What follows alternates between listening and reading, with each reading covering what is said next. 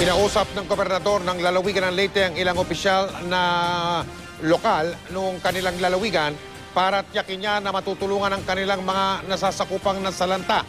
Kaalyado man sila o hindi sa politika. Ang tumuto ay si Rafi Tima. Aminado si Leyte Governor Dominic Pitilla, sa kabila ng tindi ng trahedyang kanilang naranasan, hindi maiwasang mahaluan ng kulay politika ang anumang aksyong kanilang ginagawa bilang tugon sa krisis. Ayon sa gobernador, marami na siyang natanggap na report bagamat hindi kumpirmado na may pinapabura ng ilang lokal na opisyal sa pamamahagi ng relief goods sa kanilang nasasakupan. Kaya nga rin may pangamba yung mga tao minsan sa atin kasi dahil inherent na sa posisyon natin na may kulay tayo.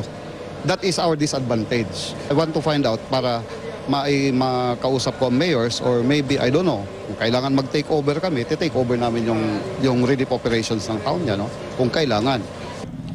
Kaya naman kasabay ng kanyang pagkumpirma sa mga ulat, may mga kinakausap na raw siya mga lokal na opisyal para tiyaking lahat ng kanilang nasasakupan, kakampi man o hindi, ay maabutan ng tulong. Kahit hindi pa confirm, kinakausap ko lang na parang sinasabi ko lang, Mayor ha, siguraduhin natin or Kapitan ha, siguraduhin natin na bigyan natin lahat. Pinapag-promise ko lang. Si DILG Secretary Marojas na magdadalawang linggo na dito sa Tacloban, may pakiusap naman sa mga lokal na opisyal ng lungsod.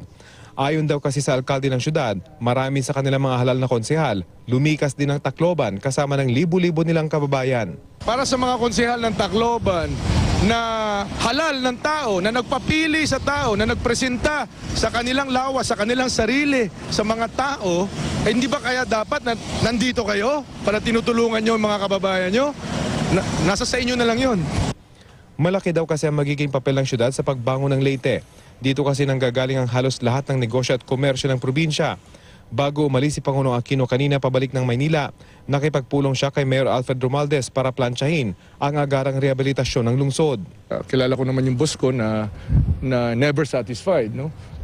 Ganun pa man, palagay ko nakita naman niya sa 2 araw niya rito na paglilibot, di lamang sa Tacloban pero sa iba't ibang mga bayan, yung malaking mga pagbabago kumpara nung last Sunday nung naandito siya, no?